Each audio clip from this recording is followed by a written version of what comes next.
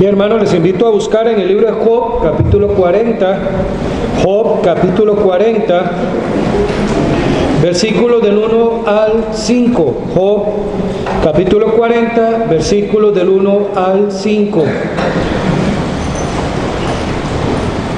Esta mañana, hermano, yo quisiera compartir un mensaje que hemos titulado Acepta lo que Dios hace. Acepta lo que Dios hace. Vamos al libro de Job, capítulo 40, versículos del 1 al 5.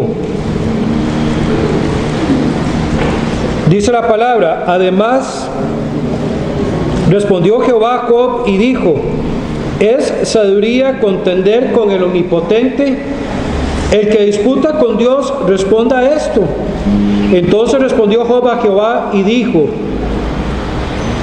he aquí que yo soy vil, ¿qué te responderé? Mi mano pongo sobre mi boca. Una vez más hablé, mas no responderé. Aún 2 veces, mas no volveré a hablar. Hermano, Job es un hombre cuya historia, hermano, nos muestra muchas cosas.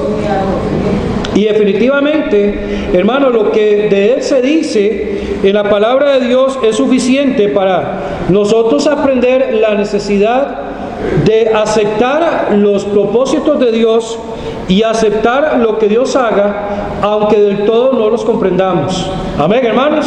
¿Está de acuerdo conmigo? Sí, porque muchas de las cosas que Dios va a hacer y muchas de las cosas que Dios va a permitir en su vida y en mi vida vendrán, hermano, las aceptemos o no, las comprendamos o no, ¿verdad, hermanos?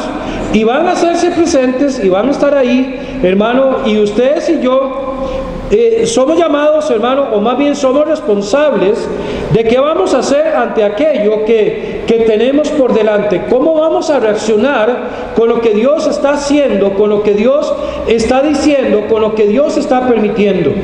Y eso es sumamente valioso, hermano, porque en la medida en que nosotros aceptemos lo que Dios haga, hermano, en esa medida vamos a estar dispuestos a que la voluntad del Señor se cumpla y dispuestos a que el propósito que Él ha definido se lleve a cabo en nuestra vida. Pero, hermanos, es interesante cuando nosotros podemos analizar cómo cambió la humanidad a partir del momento de su caída. Yo creo que esto es un tema sabido por todos. Antes de que el hombre cayera en pecado, y sabemos, hermano, que la narración de esto lo tenemos en los primeros capítulos del libro Génesis. Antes de que el hombre cayera en pecado, hermano, el hombre tenía una comunicación abierta con Dios, ¿verdad? Una comunicación sincera con Dios. Y Dios hablaba con el hombre, hermano, y dice la palabra de Dios que esa comunicación permitía que el hombre tuviera una relación fluida con su Creador, ¿verdad? Cuando el hombre pecó, cuando el hombre cayó, cuando el hombre le dio la espalda a Dios, obviamente terminó afectando ese lindo ambiente, esa linda comunicación, esa cercanía que había entre el hombre y su Creador. ¿Por qué? Porque como dice la palabra de Dios en el libro de Isaías, el pecado vino a ser una barrera entre el hombre y Dios, ¿verdad? El pecado levantó un muro entre el hombre y Dios y ya la comunicación está rota, se rompió por causa del hombre. Y esto es algo que yo siempre aclaro: no fue Dios el que rompió la comunicación, fue el hombre el que pecó. Amén, hermano. O sea, no fue Dios el que se equivocó, fue el hombre el que se equivocó. Entonces, el que levantó el muro no fue Dios, fue el hombre con su corazón, ¿verdad?, que le dio la espalda a Dios. Como le repito, esto es uno de los temas sabidos por todos, pero una de las cosas que más, hermano, tiene que pensar o nos tiene que poner a pensar es cómo se alteró la imagen de Dios que había sido puesta en el hombre. Recordemos que cuando Dios hizo al hombre, lo hizo santo. Amén, hermano.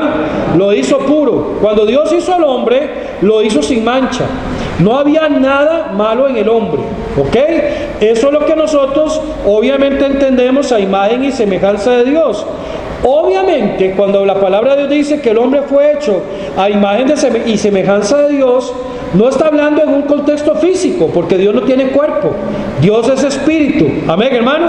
Dios es espíritu, y por eso dice la palabra que los que le adoramos debemos adorarle en espíritu y en verdad. Entonces, cuando la palabra de Dios habla que Dios hizo al hombre a su imagen y semejanza, está hablando que puso de sus atributos en el corazón del hombre.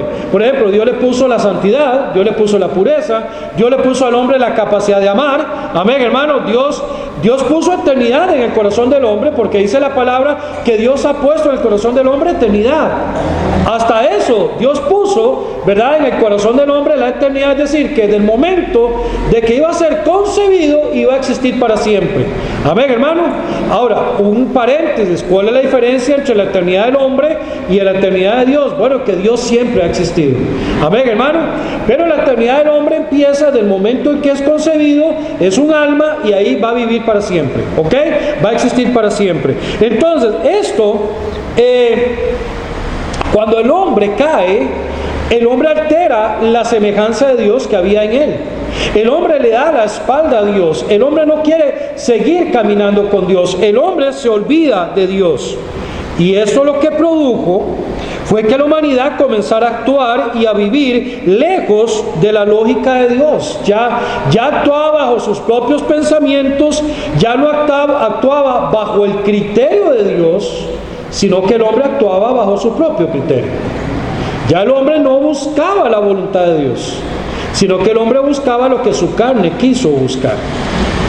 Y esto obviamente produjo un alejamiento paulatino del hombre, y usted y yo lo sabemos que en los días de Noé, y es una frase que hemos repetido mucho porque estamos estudiando vidas de fe en la tarde, ¿verdad?, los domingos, y vimos de que cuando Dios viró al hombre en los días del diluvio, ¿verdad?, previos al diluvio, vio que todo designio del corazón del hombre era hacia lo malo. Es decir, el hombre ya se había contaminado de tal forma, ¿verdad?, que todo lo que pensaba y todo lo que maquinaba era para lo malo.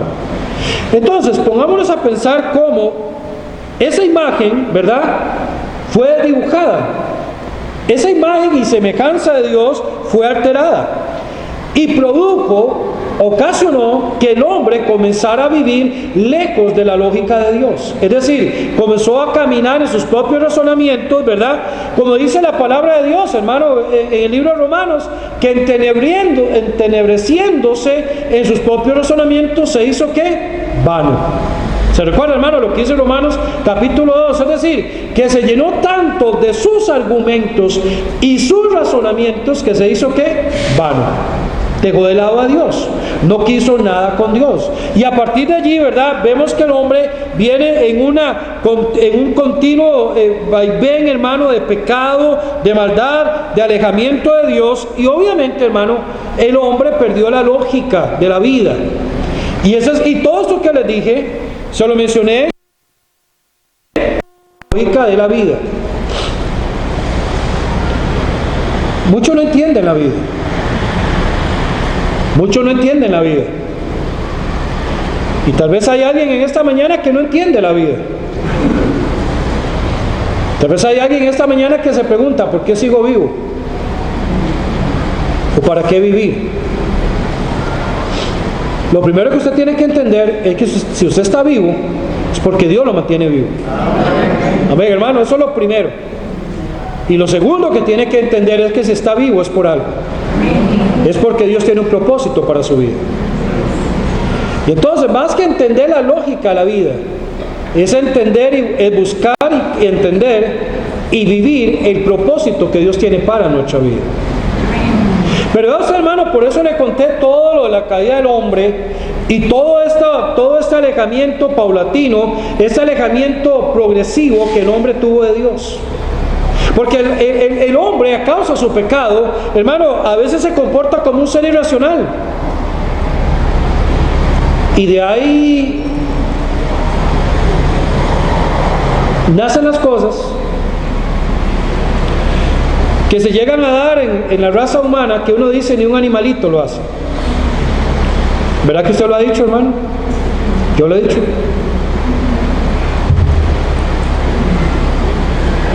¿Por qué? Porque siendo un ser racional,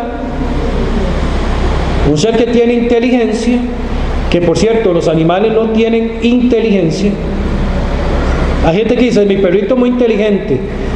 Yo lo digo porque la quiero mucho, amén, hermano, pero ellos no tienen inteligencia, ¿verdad? Ellos no tienen inteligencia, ¿ok? La inteligencia la tiene el ser humano, porque la inteligencia es aquello, la habilidad natural que Dios nos dio de adquirir conocimiento y manipularlo y tomar decisiones. Eso es la inteligencia.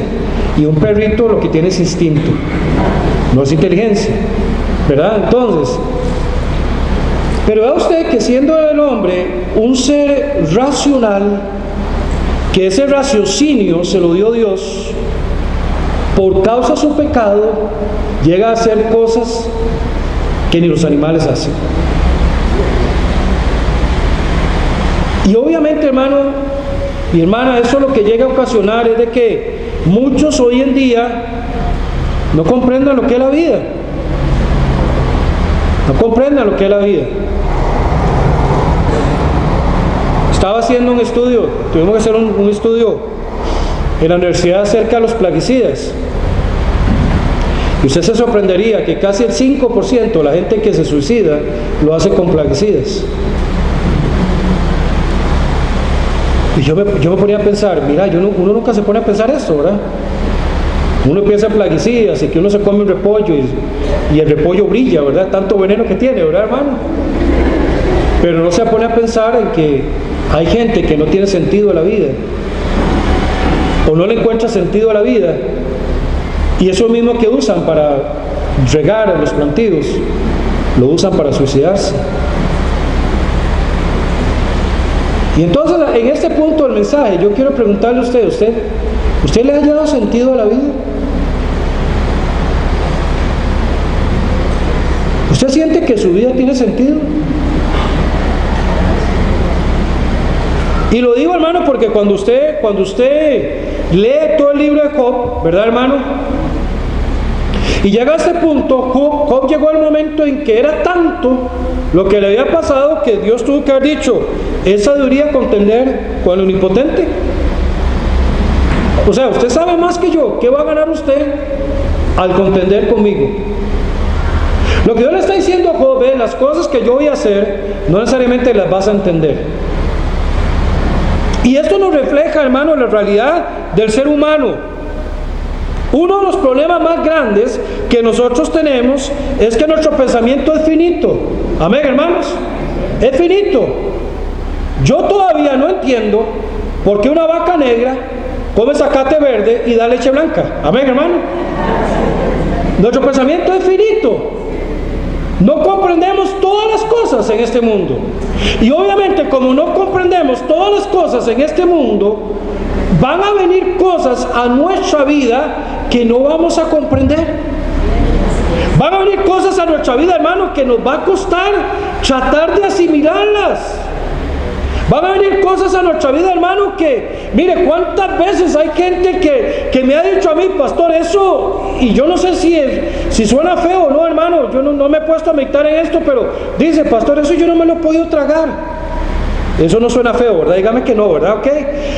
No me lo he podido tragar, pastor, es tan duro que no me lo he podido tragar, no lo he podido asimilar, pastor, lo que estoy viviendo es tan fuerte que no me lo puedo tragar.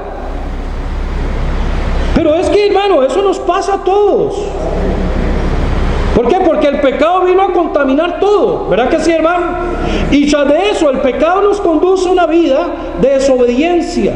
El pecado nos conduce a una vida de separación de Dios. El pecado nos conduce a una vida de alejamiento de Dios. Y súbele a nuestro finito entendimiento el montón de cosas pecaminosas y malas que hemos permitido, hermano, que entre en nuestra vida. Pues realmente, óigame, yo creo que a veces hay que cambiar el verbo que usamos, pero hay gente que dice, es que la vida es muy complicada. No, a veces somos nosotros los que hemos complicado la vida, porque nos hemos alejado de Dios y no hemos buscado vivir en el temor de Dios, no hemos buscado la sabiduría de Dios, no hemos buscado, como cantaba Manuel, que nuestra alma descanse en Dios, que vuelva a Dios. No lo hemos buscado. Y eso es lo que nos lleva, hermano, a una frustración, porque no entendemos, hermano, todo lo que pasa. Entonces, uno de los problemas más grandes que tenemos es que nuestro pensamiento es finito, por lo que a veces, hermanos, nos cuesta comprender la grandeza de Dios y nos es difícil, hermanos, entender y aceptar su voluntad. Pero la pregunta de Dios sigue siendo la misma: ¿es sabio contender con el Omnipotente? ¿Es sabio? ¿Es sabio decirle a Dios: Dios, ¿por qué usted está haciendo esto? ¿Es sabio decirle a Dios: hermano, ¿por qué usted me pide esto? Muchos ya saben lo que Dios pide de ellos, y sin embargo viven en pleito con Él,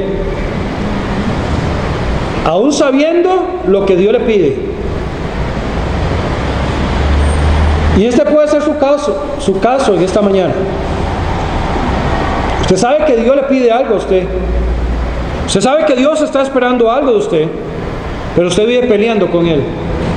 Usted vive rebelde con Él, contendiendo con Él, y vive contradiciendo lo que Él ya le ha pedido. La pregunta es la misma: ¿es sabiduría contender con el Omnipotente?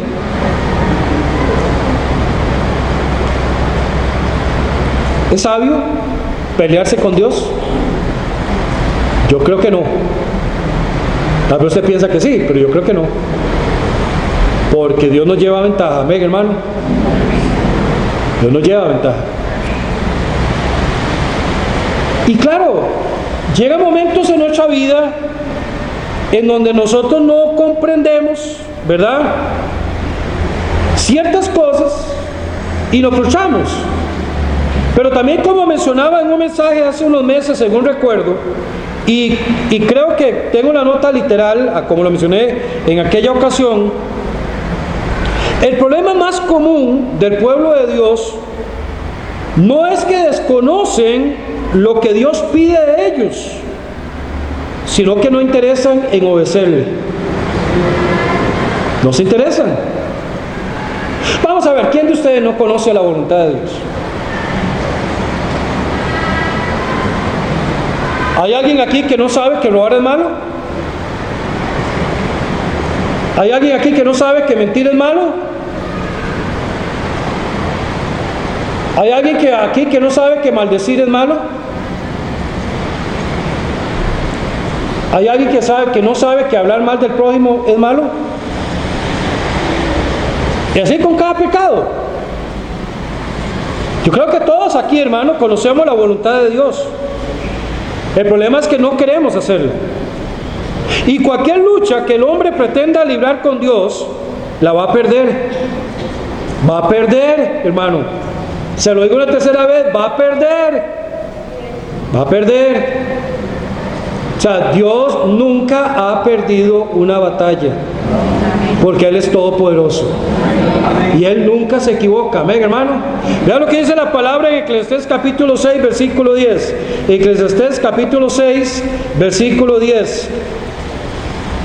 Dice la palabra respecto a lo que es ya a mucho que tiene nombre, y se sabe que es hombre y que no puede contender con aquel que es más poderoso que él. Subráyelo en la Biblia, subráyelo. Ni siquiera lo intente. Así entiendo yo este versículo. Ni siquiera lo intente. Dice la palabra en Eclesiastés 6:10, el que estoy leyendo: y se sabe que es hombre y que no puede contender con aquel que es más poderoso que él. Amén, hermanos. Oigan, hermanos, si usted sigue la línea de pensamiento tal como está escrita, hay un principio que Dios deja establecido. ¡Ey, escúcheme! Usted es un hombre y Dios es Dios. Así está ahí. Amén, hermano. O sea, así está indicado. Dice, y se sabe que es que hombre. Cuando habla del ser humano no dice y se sabe que es Dios, no dice y se sabe que es divinidad, no dice y se sabe que es que hombre. Sí. Y hay gente que aún sabiéndolo se opone a Dios. Pero la palabra de Dios dice claramente que no puede contender con aquel que es más poderoso que Él. Amén, hermanos. Más poderoso que Él. No puede contender. Se sabe que el hombre fue creado por Dios, depende de Dios, y un día le dará cuenta a Dios. Entonces, ¿cómo va a contender con Él? Si Dios siempre es el todopoderoso Dios. Amén, hermano. Y por eso el Señor le dice en la parte B, vaya a Job capítulo 40 nuevamente, versículo 2, pero la parte B, el que disputa con Dios, responda a esto. Responda a esto. Póngase en el lugar de Job, hermano. Póngase en el lugar de Job. Y Job viene hablando, ¿verdad?, sus argumentos. Dice la palabra que por más que Job presentó sus argumentos, no atribuyó a Dios despropósito alguno. Eso hay que aclararlo. Amén, hermanos. Significa que Job siempre reconoció que Dios es Dios. Amén. Pero obviamente como humano tuvo sus conversaciones con Dios. Y entonces Dios le dice aquí en Job 40, esa sabiduría, contender con el omnipotente Job. El que disputa con Dios, responda a esto. Yo imagino que cuando Dios le dijo eso a Job, Job volvió a ver para atrás y dijo: wow, sin hijos, sin ganado, sin posesiones, con una enfermedad maligna sobre mi cuerpo que tengo que rascarme todo el día. ¿Qué digo? ¿Ah?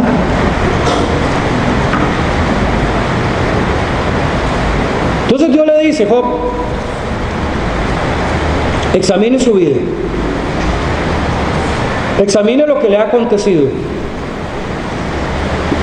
Usted tiene argumentos válidos para competir conmigo,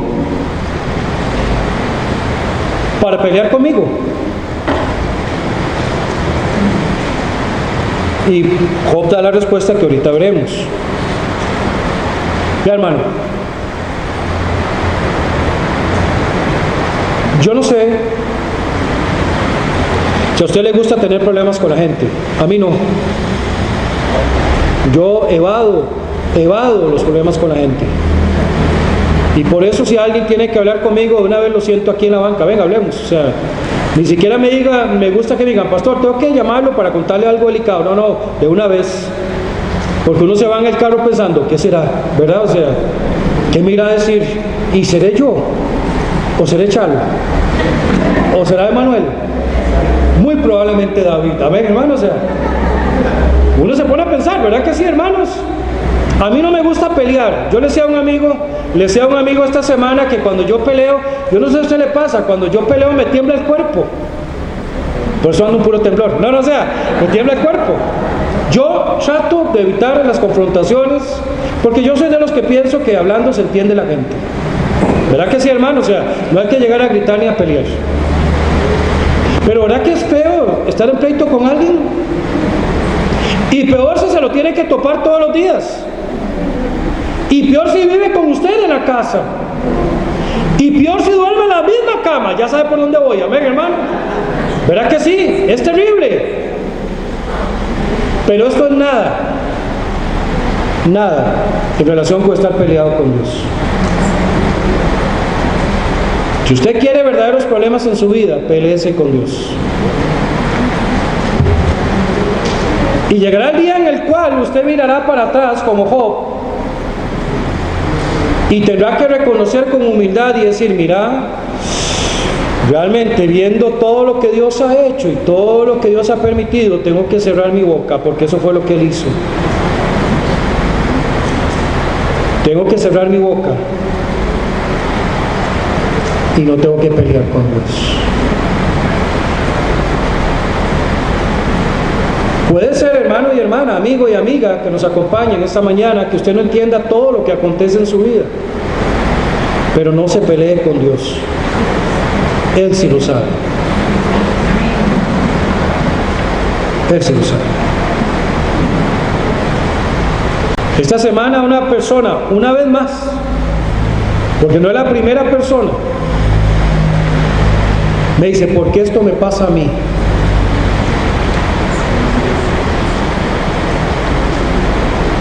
¿Por qué esto me pasa a mí? Y usted sabe que eso no solamente lo dice una persona, lo dicen miles de personas. Probablemente diariamente lo dicen, ¿por qué esto me pasa a mí? El hecho que tú no comprendas no implica que Dios se equivocó, porque Dios nunca se equivoca. Dios nunca se equivoca. No contienda con Dios. No contienda con Dios. El que disputa con Dios, hermano, está en graves problemas. Vamos a mencionar un supuesto. Si usted está enojado con Dios, porque hay gente enojada con Dios, ¿verdad? Hay gente enojada con Dios. Yo he hablado con gente que me ha dicho, pastor, yo estoy enojado con Dios porque me quitó a mi esposo. Yo estoy enojado con Dios porque me quitó a mi hijo. Y sí, o sea, debe ser terrible, ¿verdad que sí? Pero al final de cuentas Dios no le quita nada, siempre han sido de Él. Pero no es momento para decirlo, amén, hermano. O sea, yo le respondo, es una persona, me mata. Porque me dice insensible, no me comprende, pero la realidad de las cosas son así. Tanto nuestra vida como la vida de los que amamos y de los que nos aman no son nuestras. Dice la palabra que el alma de los hombres está en las manos de Dios. ¿Verdad, hermanos? Yo he hablado con gente que está peleada con Dios. Y usted probablemente conoce a gente que está peleada con Dios, y tal vez usted es uno que está peleado con Dios. Pregúntese, ¿es sabiduría contender con el Omnipotente?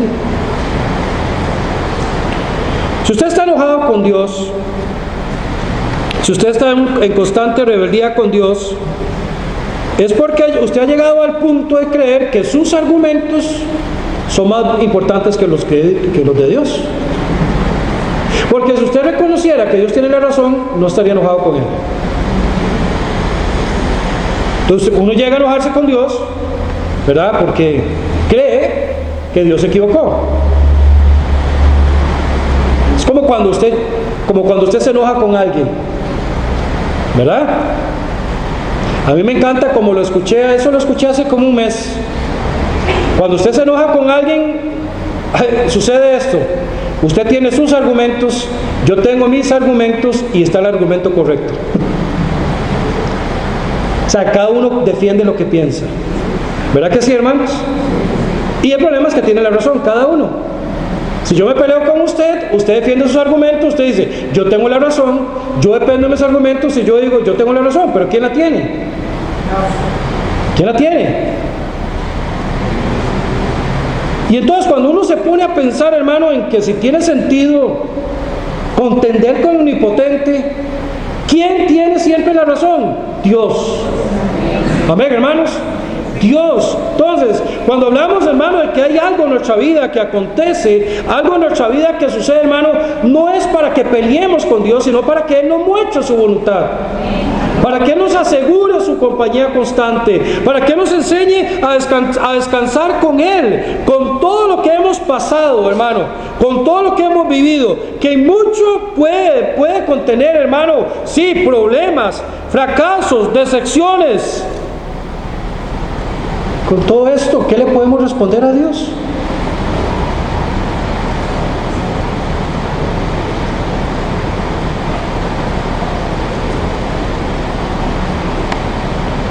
Hay muchas cosas que han pasado en mi vida que yo no entiendo.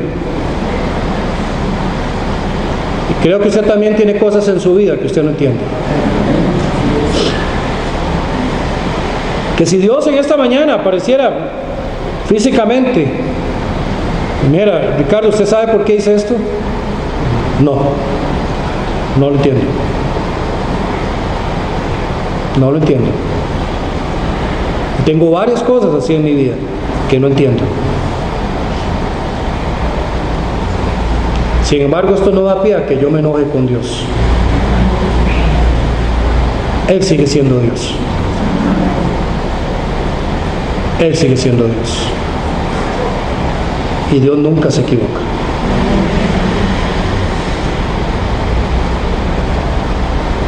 Pero cuando vemos la realidad del hombre, dice la palabra que el hombre es vil. Vea la respuesta de Job en el versículo 4. He aquí que yo soy vil.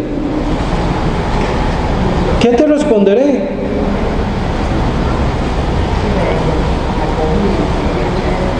Hey, Job lo dijo.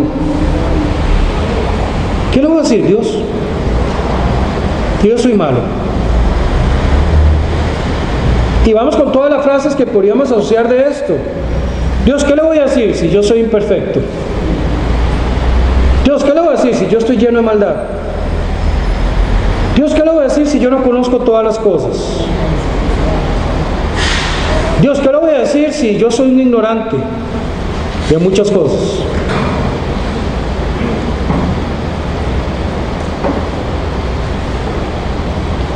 Yo creo que muchas de las cosas que Dios permite en nuestra vida es para recordarnos quién es Él y que dependemos totalmente de Él, hermanos. Yo sí estoy convencido de algo. Hay una razón en común para todas las cosas que Dios permite en nuestra vida, y es acercarnos más a Él. Dios nunca hará algo para que nos alejemos de Él. Dios siempre hará las cosas para que le busquemos y nos acerquemos a Él. Pero el hombre es vil, el hombre es malo. Vea lo que dice la palabra en Eclesiastés capítulo 7, versículo 20. Ya casi termino, hermanos, ya casi termino. Eclesiastés 7, 20, créame que ya casi termino. Dice la palabra: por tanto, así ha dicho Jehová el Señor, he aquí, vea lo que dice Eclesiastés capítulo 7, estoy en Jeremías. Si encontró Jeremías, devuélvase a Eclesiastés 7:20. Ciertamente, y vio cómo lo decía, hermano, con qué autoridad está nuestro texto. Ciertamente no hay hombre justo en la tierra que haga el bien y nunca ¿qué? Peque. Esa es la realidad del hombre. El hombre es vil. Por eso Job dice: ¿qué te responderé, Jehová? Porque soy vil. Soy vil. Y por cierto, hermano, por ser así, hermano, cuando Cristo derramó su sangre en la cruz de Calvario, lo hizo para que el perdón de nuestros pecados fuera posible. ¿Cuántos dicen amén, hermano? ¿Verdad que sí? Dijimos que al principio el hombre cambió todo el modelo de Dios, pero Dios hizo lo necesario para restaurar ese modelo. Y Él envió a Cristo a morir, y cuando Cristo derramó su sangre en la cruz de Calvario, lo hizo para que el perdón de nuestros pecados fuera posible, hermanos. Y que al ser vistos por Dios, fuéramos vistos como justos, aún sin serlo. Como siempre hemos dicho, hermanos, es la justicia de Dios saciada en mí, manifiesta en mí por la persona de Jesucristo. Por eso, hermano, y termino con esto, el hombre no tiene mucho que decir delante de Dios. Vea lo que dice Job capítulo 4, versículos 4 y 5. He aquí que yo soy vil. ¿Qué te responderé?